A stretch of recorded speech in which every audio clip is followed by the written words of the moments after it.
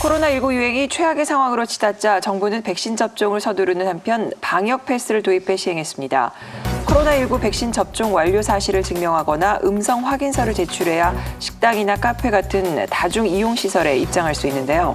정부의 방역 패스 의무화는 어떻게 보실까요? 방역 패스에 대해서는 국민의 우려도 있고 찬성하시는 분도 있고 그래서 여러 가지 논의가 나눠져 있고, 그러나 제가 전문가로서 말씀드릴 수 있는 건 방역 패스를 적용하는 부분은 일정 부분 필요한 부분이 있고 동의합니다. 그러나 모든 업종에 일괄적으로 하거나 이거를 국민들과 협의와 소통 없이 강제적으로 일방적으로 하는 것은 국민의 자유와 이런 부분을 훼손하는 것이 적절치 않다. 특히 지금 논란이 됐던 거는 청소년들을 대상이 되는 학원에 대한 패스가 문제였지 않습니까? 네네. 그래서 그리고 더더구나 그거는 청소년에 대한 강제 접종을 전제로 하는 것처럼 이게 현실적으로 다가왔기 때문에 학부모들이 반발하는 것입니다.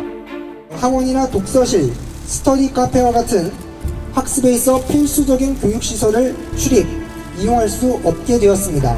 국민의 기본권, 학생의 학습조차 박탈하며 사실상 전 국민을 상대로 강제 접종을 강행하려 하고 있다.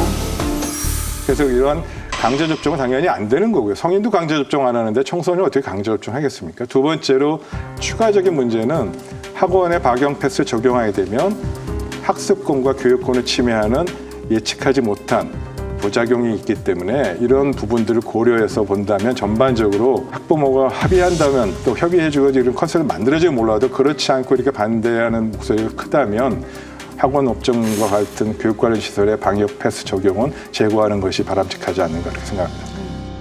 네, 이 방역 패스라는 거 참 내용 이름은 대단히 좋습니다. 방역 패스가 있으면 어디든지 프리 패스가 된다 이런 뜻이잖아요.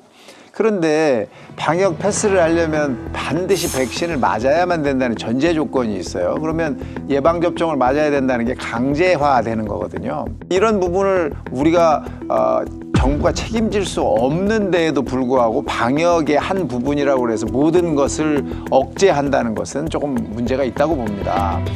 이 개인이 할 수 있는 부분에 대해서 가장 많이 해야 할 것은 설득하는 거예요. 국민과 소통해서 그 설득에 가장 중요한 정점에 있는 게 뭡니까? 문제가 생겼을 때는 국가가 책임지겠습니다라는 말이 있어야 돼요. 근데 국가가 책임지겠습니다라는 말이 없어요. 그냥 모든 국민이 의무로 이걸 해야 됩니다라는 소리를 하지 책임은 우리가 여기까지 지겠습니다. 만약에 백신으로 인해서 부작용이 생겨서 사망을 한다거나 문제가 생길 경우에는 100% 정부가 책임지겠습니다. 이런 얘기가 있어야죠. 근데 그런 부분에 대한 얘기가 없이 백신 패스를 무조건 적용을 한다는 것은 이 국가의 책임은 빼고 국민들한테 의무만 강조하는 상황이기 때문에 이 백신 패스는 어떻게 보면 약간의 자율성을 가지고 국민들을 설득한 상황에서만 진행을 해야 된다고 생각합니다. 신뢰 문제를 좀 얘기를 해야 될 것 같은데요. 지난번에 6, 7월인가요? 왜 저희가 백신 예약을 할 때 그때 예약이 안 돼서 뭐 앞으로 100시간 뒤에 200시간 뒤에 난리 났었죠. 뭐. 난리가 한번 났었잖아요. 근데 이번에 또 QR코드를 찍는데 QR코드가 안 돼서 큐브인가? 다운이 되고 음식점들이 그 영업을 제대로 못하고 이런 일들이 막 생기니까 친구들이랑 식당에 갔는데 네이버, 카카오톡, 쿠보 다 안 돼가지고 QR 이게 자체가 찍히지도 않고 들어가지지가 않아요, 접속이. 모두를 확인을 해야 되기 때문에 아무래도 그 부분은 좀 많이 불편하죠. 손님이 들어오면 반가워야 되는데 준비가 안 된 사람들을 어떻게 설득해서 돌려보낼까. 그다음에 그 과정에서 벌어지는 충돌 이런 걸 생각하면 오히려 손님이 오는 게 겁이 납니다. 기본적으로 정부에 대한 신뢰가 안 생기는 거예요. 그리고 거기에 대해서 아무도 책임을 지지가 않아요. 맞습니다.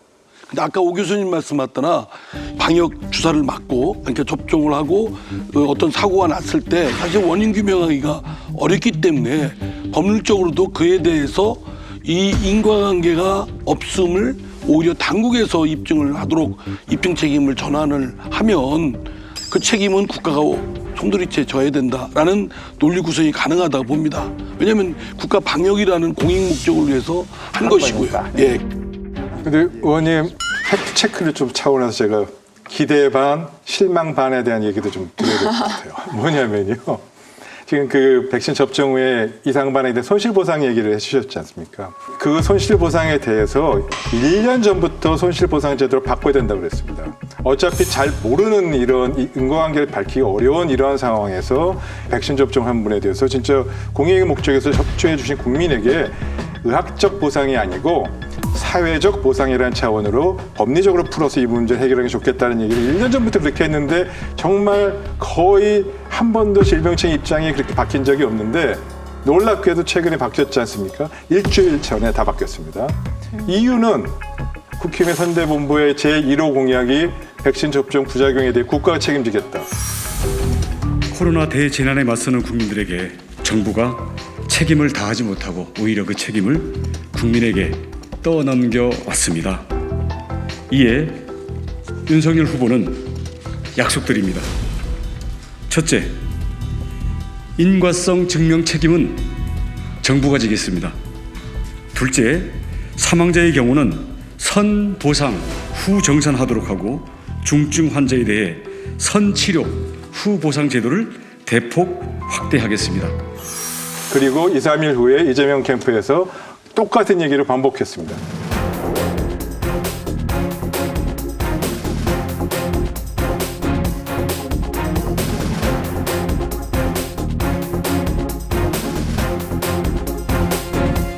그리고 하루인가 있다가 대통령께서 이 부분에 인과관계가 불분명한 경우를 하더라도 보상을 5천만 원으로 대폭 올려라 라고 연이어 발표가 나왔습니다. 굉장히 다행스러운 일이고 그나마 해결된 부분이지만 한편으로는 참 씁쓸하더라고요. 1년 넘게 그렇게 전문가들이 요청했는데 그렇게 저는 들여쳐가지 않다가 결국 국회의원분들이 이 대선이라는 거에 맞물려서 이렇게 이런 게 나오니까 이렇게 해결이 되는구나. 그걸 이제 아셨으니까 앞으로도요 계속 말을 해야 돼요.